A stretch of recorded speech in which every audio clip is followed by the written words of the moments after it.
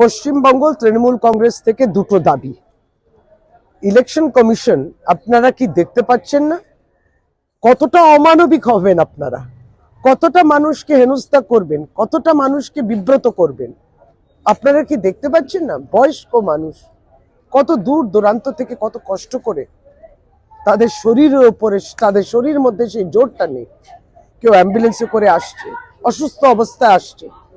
কেন জাতীয় নির্বাচন কমিশন একবারই সংকল্প নিতে পারেন না যে আপনারা তাদের বাড়িতেই পৌঁছে যাবেন, তাদের হিয়ারিং যেটা আছে সেটা সংগ্রহ করার জন্য? তাদেরকে হিয়ারিং এর জন্য আপনারা এই অসুস্থ দুর্বল মানুষ, যারা প্রতিবন্ধী মানুষ, তাদেরকে এত দূর অবধি কেন ডাকা হচ্ছে হিয়ারিং এ? দ্বিতীয় দাবি, 1,36,00,000 নাম রাতারাতি কি করে বুঝলেন? লজিক্যাল ডিসক্রিপেন্সিস কোন যন্ত্রে আর কোন টেকনোলজিতে এটা আপনারা বুঝতে পারলেন? কোন খাতে লজিক্যাল ডিসক্রিপেন্সিস? এই ডেটাটা পরিষ্কারভাবে স্বচ্ছতা আনতে হবে, আপনাদেরকে আমাদের পলিটিক্যাল পার্টিগুলোকে জানাতে হবে।